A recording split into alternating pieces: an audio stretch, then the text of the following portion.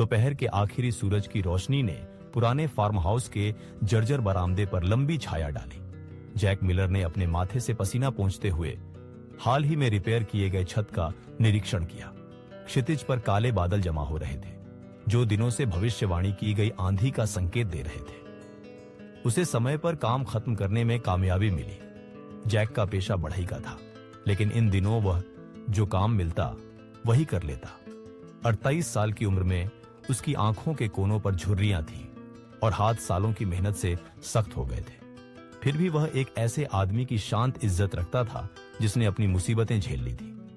3 साल पहले उसकी पत्नी लीसा कैंसर से हार गई थी, जिसके बाद उसे अपने 8 साल के बेटे ईथन को अकेले पालना पड़ा।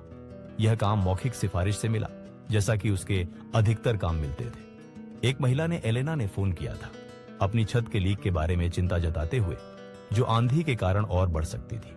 फार्म हाउस पाइनवुड क्रीक के बाहरी इलाके में था, एक छोटे से शहर में जहां जैक और ईथन ने 6 महीने पहले नए आरंभ और सस्ती जिंदगी के लिए शिफ्ट किया था। इतनी कम सूचना पर आकर शुक्रिया, एलेना ने कहा, जबकि वह बरामदे पर उतर रही थी। वह 40 के आसपास की थी। लंबे काले बाल सादे पोनीटेल में बंधे हुए और गर्म आंखें जो मुस्कुराने पर कोनों से सिकुड़ जाती थी। उसने जीन्स और सादा हरा स्वेटर पहना हुआ था, जो ये बताता था कि वह शहर की साधारण निवासी से ज्यादा कुछ नहीं है। खुशी हुई मदद करके, जैक ने जवाब दिया, जबकि वह अपने पुराने लेदर बैग में औजार पैक कर रहा था। छज्जे की टाइलें इससे ज्यादा खराब थीं जितना मैंने सोचा था, लेकिन मैंने खराब हिस्सों को बदल दिया। अब आंधी में आपका घर सूखा रहेगा। एलेना ने छत की तरफ देखा, फिर गहराते आसमान की ओर। मैं चिंतित हो रही थी। यह जगह विरासत में मिली थी और तब से खराब हालत में है। मैं इसे लंबे समय से ठीक करना चाहती थी।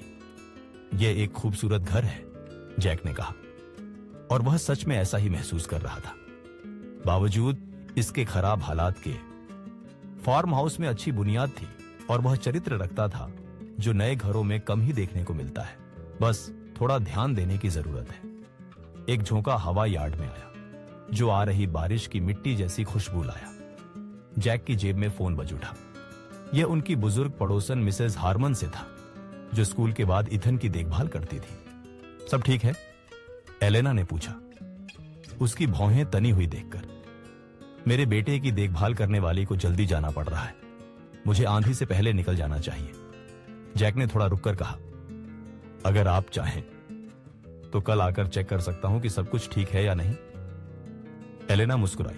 वह अच्छा रहेगा। जैक अपने सामान बटोर रहा था। तभी उसने पूछा, आपके पास बेटा है? कितने साल का ईथन? वह 8 साल का है, बहुत होशियार और उतना ही जिज्ञासु। गर्व ने जैक के थके चेहरे को नरम कर दिया। आपको उस पर गर्व होगा। एलेना के चेहरे पर कुछ ऐसा था जो बताता था कि वह पेरेंटिंग की जिम्मेदारी को उससे ज्यादा समझती है जितना उसके शब्द कहते थे। जैक ने सिर हिलाया। वह मेरी जिंदगी की सबसे अच्छी चीज है। उसने फिर आसमान की ओर देखा। मुझे सच में जाना चाहिए। बिल्कुल। कितना भुगतान करना है? एलेना ने अपना पर्स निकाला। जैक ने एक उचित लेकिन सस्ता नहीं मूल्य बताया और एलेना ने बिना हिचकिचाए उसे दे दिया। जैसे ही वह जाने लगा, मोटी बूंदें गिरनी शुरू हो गई, जो नए रिपेयर किए गए छत पर टप टप गिर रही थी। लगता है मैं समय पर खत्म कर पाया, उसने कहा। मेरा हीरो, एलेना ने हल्के से हंसकर कहा, लेकिन उसकी आंखों में सच्चाई थी। सावधानी से ड्राइव करें। आंधी पूरे जोश में थी जब जैक अपनी ड्राइववे पर पहुंचा। उस रात वह और ईथन अपने छोटे से किराए के घर में बारिश की आवाज सुनते रहे, साथ में सादा स्पगेटी का खाना खाया और जब बिजली चली गई तो लैंप की रोशनी में बोर्ड गेम्स खेले। बाद में ईथन को आंधी की ठंडक से बचाने के लिए एक एक्स्ट्रा कंबल देकर सोने के बाद जैक अपनी छोटी सी किचन की मेज पर बैठकर अपने खर्चों की समीक्षा करने लगा। काम नियमित था लेकिन बहुत नहीं, और ईथन को स्कूल के आगामी सत्र के लिए नए जूते चाहिए थे। उसे और ज्यादा काम लेने पड़ेंगे, शायद वीकेंड पर भी। सुबह साफ आकाश लाई और पोखरों में लौटते सूरज की परछाई दिख रही थी। ईथन को स्कूल छोड़कर जैक एलेना के फार्म हाउस की ओर लौटा, अपने रिपेयर काम को चेक करने। लंबी ड्राइववे पर खड़े पुराने मेपल के पेड़ों से ओस उसकी ट्रक की विंडो स्क्रीन पर टपक रही थी। जैसे ही वह पहुंचा, उसे हैरानी हुई कि एलेना की साधारण कार के अलावा एक चकाचक काली लग्जरी कार भी घर के सामने खड़ी थी। एलेना बरामदे पर एक महंगे सूट में आदमी से बात कर रही थी, जो सिर हिलाकर काली कार में बैठकर चला गया। अच्छा सुबह, एलेना ने पुकारा, जबकि जैक ट्रक से उतर रहा था। छत बिल्कुल ठीक रही, एक बूंद भी नहीं टपकी। अच्छा, जैक ने जवाब दिया, बरामदे की ओर बढ़ते हुए। बस यकीन करना चाहता था। एलेना ने उसे अंदर कॉफी पीने के लिए आमंत्रित किया और जैक ने हामी भर ली। फार्म हाउस का अंदरूनी हिस्सा सादा फर्निश्ड था, लेकिन साफ, और सुबह की रोशनी खिड़कियों से आ रही थी, जो साफ किए जाने की जरूरत थी। वे किचन की लकड़ी की मेज पर बैठ गए, उनके बीच भाप उड़ती कॉफी के मग। आप कितने समय से पाइनवुड क्रीक में रहते हैं? एलेना ने पूछा। सिर्फ 6 महीने। मेरी पत्नी के जाने के बाद मुझे बदलाव की जरूरत थी, कोई सस्ता जगह। एलेना ने सहानुभूति से सिर हिलाया। मुझे आपकी पत्नी के लिए खेद है। शुक्रिया, जैक ने सरलता से कहा। उसने कॉफी का घूंट लिया, फिर विषय बदला। यह घर में अच्छी संभावनाएं हैं, मजबूत काम। ऐसे काम अब कम ही देखने को मिलते हैं। यही मैंने भी सोचा था, एलेना ने जवाब दिया, किचन के चारों तरफ नजर घुमाते हुए। मेरे दादाजी ने इसे खुद बनाया था। मैं बचपन में यहां गर्मियों में आया करती थी। वे घर के बारे में बात करते रहे कि कौन से रिपेयर सबसे ज्यादा जरूरी थे। जैक ने सुझाव देने लगा, मूल लकड़ी के काम की तरफ इशारा करते हुए, जो संभाल कर रखना चाहिए। बातचीत के दौरान उसने एलेना के बारे में कुछ छोटी मोटी बातें नोटिस की, जैसे उसकी घड़ी की गुणवत्ता, जिस तरह से वह ध्यान से सुनती थी, और उसके बैठने में आत्मविश्वास। मुझे खुद को ठीक से पेश करना चाहिए, उसने आखिर में कहा। मैं एलेना विंटर्स हूं। नाम तुरंत याद आ गया। विंटर का डेवलपमेंट राज्य में आधे से ज्यादा व्यापारिक इमारतों का निर्माण करवाता था। विंटर का कंजर्वेशन ट्रस्ट हजारों एकड़ जंगली इलाकों की रक्षा करता था। विंटर फाउंडेशन राज्य विश्वविद्यालय में छात्रवृत्तियों का फंडिंग करता था। जैक ने शुरुआत की, फिर रुक गया। निश्चय ही नहीं पता था कि क्या कहे। एलेना ने हल्की सी मुस्कान दी। हां, वही विंटर परिवार, लेकिन मैं जहां संभव हो औपचारिकताओं से बचती हूं। जैक को शर्मिंदगी महसूस हुई जब उसे एहसास हुआ कि वह किसी से सलाह ले रहा था, जो इस पूरे शहर को बिना आंख झपकाए खरीद बेच सकता था। मैं आपको गलत दिशा में ले जाना नहीं चाहता, एलेना ने जारी रखा। बस मुझे एक बार सामान्य इंसान की तरह व्यवहार करने का मौका मिला और मुझे अच्छा लगा। जैक ने धीरे धीरे सिर हिलाया, यह सब सोचते हुए। तो इस पुराने फार्म हाउस में आपकी दिलचस्पी क्यों है? आपके पास तो जगह जगह संपत्तियां होंगी। यहां मैं खुद को सबसे ज्यादा खुद जैसा महसूस करती हूं, एलेना ने सरलता से कहा। मेरे दादाजी ने यहां मुझे सब कुछ महत्वपूर्ण सिखाया। पीछे वाली नदी में मछली पकड़ना, पक्षियों की आवाजें पहचानना, ट्रैक्टर चलाना। वह यादों में खोकर मुस्कुराई। लंबे समय से इसे दोबारा ठीक करने का इरादा था, लेकिन वक्त तो निकल ही जाता है ना? जैक को यह बात बहुत अच्छी तरह समझ में आती थी।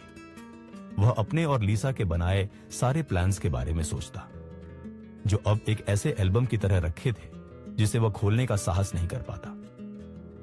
जो आदमी यहां पहुंचने पर था, जैक ने शुरुआत की, वह मेरा प्रॉपर्टी मैनेजर है, एलेना ने समझाया। मैं इस जगह और आसपास की जमीन के लिए कुछ महत्वपूर्ण योजना बना रही हूं। फिर उसने उसे बताया अपनी विजन के बारे में, फार्म हाउस और उसके आसपास के एकड़ों को एक ऐसा केंद्र बनाने की जहां माता पिता खो चुके बच्चे गर्मियों में प्रकृति में ठीक हो सके, व्यावहारिक स्किल्स सीखे, समुदाय और साझा अनुभव पाएं। एक जगह जहां विकास और रिकवरी हो। मैं सही व्यक्ति की तलाश में हूं जो रिस्टोरेशन का काम संभाले, एलेना ने कहा, जैक को ध्यान से देखते हुए। किसी को जो क्राफ्टमैनशिप की कद्र करता हो और रिबिल्डिंग के महत्व को समझता हो। जैक उसकी ओर देखता रहा। बात साफ थी। मैं तो बस एक बढ़ई हूं, उसने कहा। तुम एक पिता हो जो अपनी जिंदगी को दोबारा संवार रहा है, एलेना ने नरम आवाज में जवाब दिया। और कल जो मैंने देखा, उसके हिसाब से तुम ठीक वही हो जो इन बच्चों को चाहिएगा। कोई जो जानता हो कि ठीक होना वक्त और मकसद दोनों लेता है। किचन की खिड़की से बाहर धूप मेपल के पत्तों से छनकर घास पर बदलते पैटर्न बना रही थी। दूर जैक को खेत दिखाई दे रहे थे, जो जंगलों की तरफ फैले थे, सब विंटर की संपत्ति का हिस्सा, और ये सब पोटेंशियली इस नए प्रोजेक्ट का हिस्सा हो सकते थे। यह फुल टाइम काम होगा, अच्छी सैलरी, एथन के शेड्यूल के हिसाब से फ्लेक्सिबल घंटे। एलेना ने जारी रखा, और प्रॉपर्टी पर एक केयर टेकर का कॉटेज भी मिलेगा। जैक के दिमाग में संभावनाओं का तूफान चल रहा था। स्टेबल, काम, एथन के लिए सही घर, शायद एक ऐसा समुदाय जो समझे कि वे क्या गुजर रहे हैं, न कि दान बल्कि मौका, मकसद। मुझे नहीं पता क्या कहूं, उसने माना। कहो कि तुम इसके बारे में सोचोगे, एलेना ने सुझाया, उठते हुए। चलो, मैं तुम्हें कॉटेज दिखाती हूं। यह भी काम की जरूरत है, लेकिन मुझे लगता है तुम इसके लिए तैयार हो। ओस से भीगी घास पर चलते हुए जब वे सेब के पेड़ों के बीच बसे एक छोटे से पत्थर के कॉटेज की तरफ गए, जैक को लंबे समय बाद कुछ महसूस हुआ।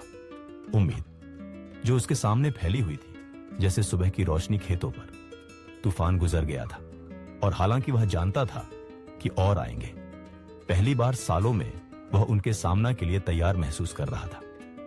एथन को ये सेब के पेड़ बहुत पसंद आएंगे, उसने खुद से ही कहा। एलेना मुस्कुराई। मुझे लगता है वह इन्हें चढ़ने में उतना ही मजा लेगा जितना मैं लेती थी। उसने उसके हाथ को हल्का सा छुआ। कुछ चीजें हमें तोड़ देती हैं, जैक, लेकिन सही औजारों और पर्याप्त देखभाल से लगभग सब कुछ दोबारा बनाया जा सकता है। जैक ने कॉटेज को देखा, फिर फार्म हाउस की तरफ, जिसकी छत नई मरम्मत हुई थी। कभी कभी सबसे महत्वपूर्ण सुधार शिंगल और बीम्स के बारे में नहीं होते, बल्कि एक दूसरे के लिए बनाए आश्रय के बारे में। कभी कभी जो सबसे ज्यादा मरम्मत की जरूरत होती है, वे अनदिखी जगहें होती हैं। दिल, उम्मीद और कल पर विश्वास। मैं एथन को यह दिखाने लाऊंगा, उसने कहा। अगर यह ठीक हो तो। एलेना ने सिर हिलाया, उसके शब्दों के महत्व को समझते हुए। मुझे लगता है यह परफेक्ट होगा।